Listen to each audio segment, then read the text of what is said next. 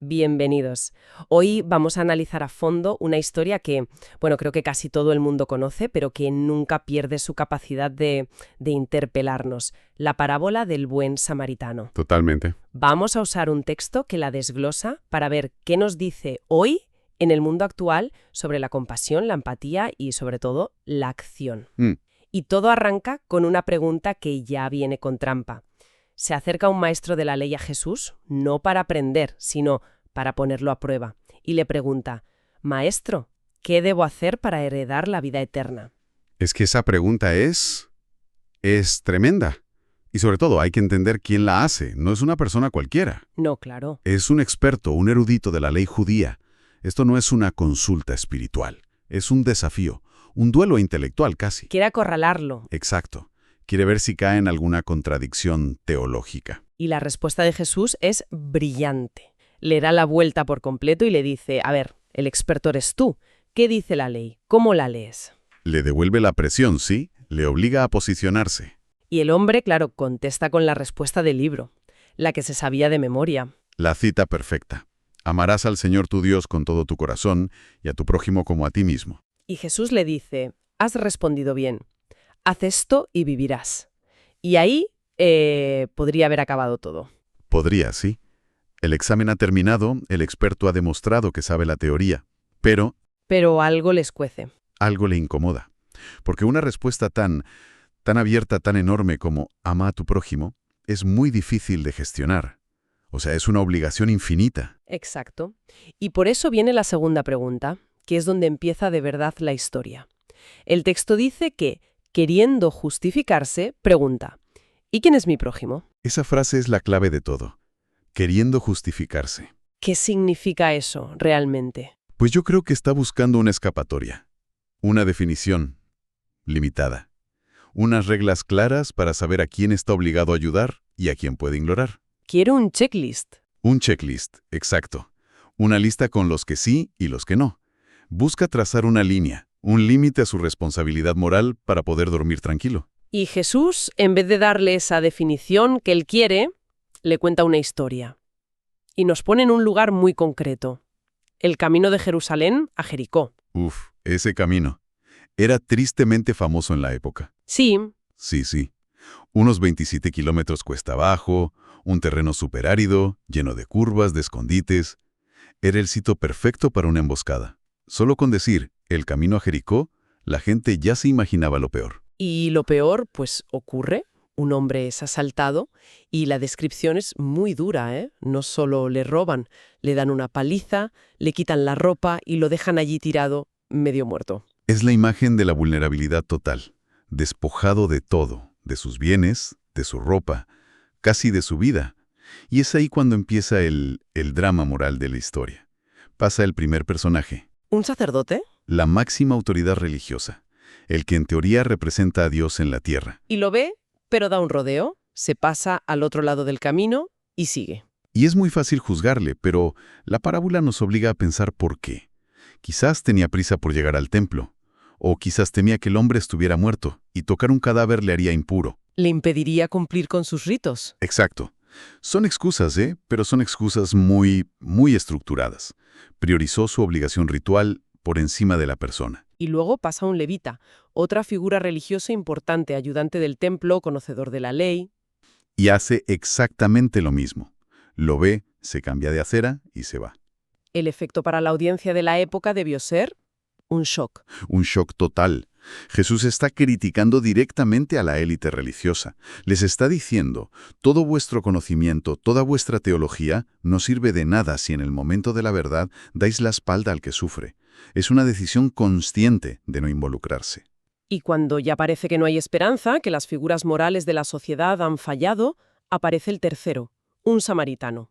Y este detalle lo cambia absolutamente todo. Porque, como dice la fuente, judíos y samaritanos se odiaban. Se odiaban, sí. Era un desprecio mutuo, profundo, con raíces históricas, religiosas.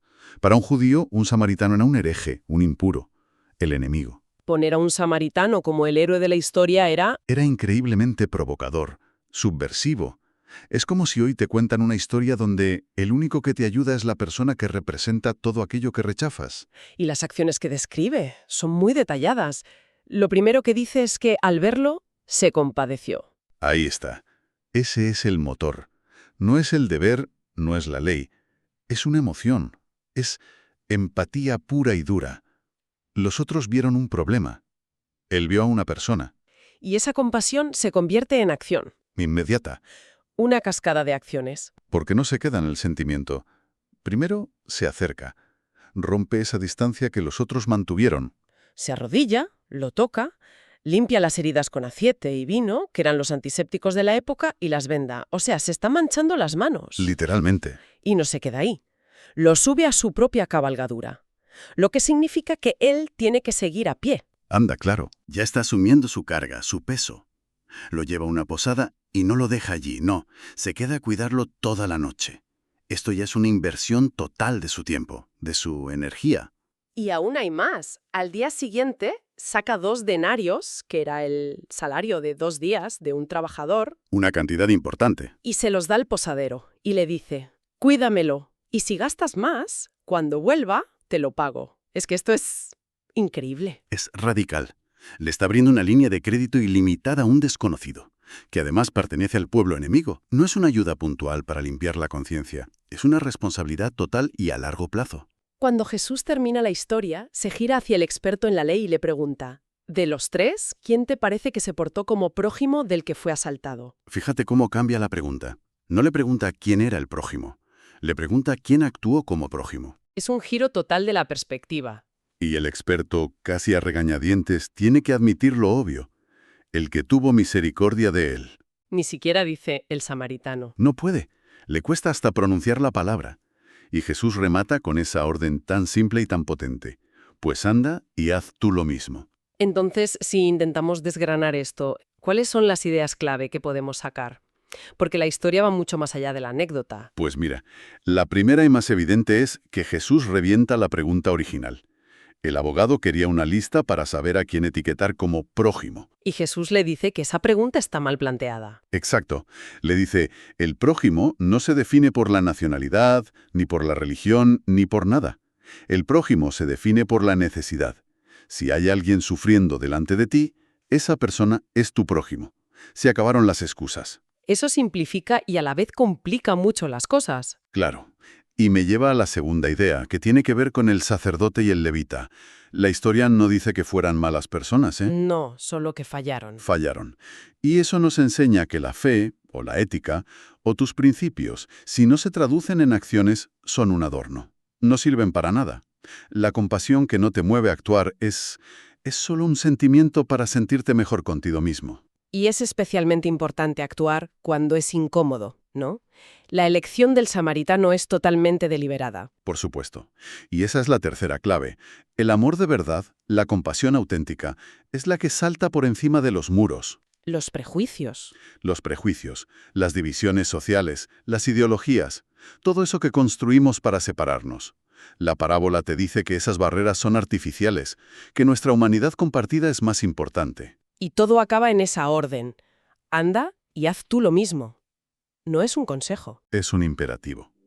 Y esa es la última gran enseñanza. Ayudar no es una opción. Algo que haces si te sientes generoso. Es una responsabilidad. La parábola es una llamada a no mirar para otro lado. Y esa es la gran pregunta, ¿no? ¿Qué es mirar para otro lado hoy en día? Uf. Porque la fuente que usamos lo conecta con nuestra vida. Dice que nuestro valor se mide por lo que hacemos por los demás, incluso cuando sea incómodo o difícil. Y ahí está la clave, en la incomodidad. Desde luego. Hoy pasar de largo es mucho más sutil. Puede ser ver las noticias de una tragedia y seguir deslizando el dedo por el móvil. El famoso doom scrolling. Sí. O ver que un compañero de trabajo lo está pasando mal y no decir nada porque no es asunto nuestro. O ver una injusticia en la calle y pensar, mejor no me meto, que ya se encargará otro. El efecto espectador, que llaman. Pero el instinto de proteger nuestra burbuja, nuestra comodidad, ese sigue intacto. Y es un instinto que nos interpela a todos. Es muy fácil ser el samaritano en teoría, desde el sofá de casa. Facilísimo. Pero en la práctica, todos los días tomamos pequeñas decisiones de pasar de largo, a veces sin darnos ni cuenta. Lo justificamos con la prisa, el estrés, el ya tengo bastante con lo mío. Totalmente. La parábola es un espejo muy honesto.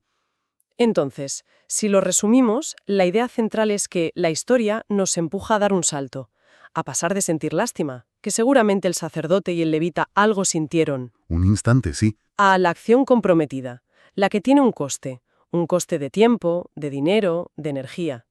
Redefine nuestra responsabilidad. No va de quiénes son los demás, sino de quién elijo ser yo. Precisamente. Y por eso, la reflexión final que nos deja este análisis es que la parábola hace algo más que responder a la pregunta ¿quién es mi prójimo? Nos obliga a cambiar nuestra propia pregunta, ¿A qué te refieres? a que, en lugar de mirar al que sufre y preguntarnos si entra en la categoría de prójimo, si nos toca ayudarle, la verdadera pregunta que la historia nos devuelve es otra.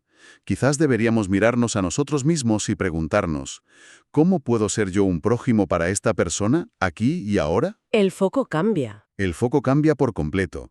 Ya no se trata de identificar quién merece ayuda, se trata de encarnar la ayuda.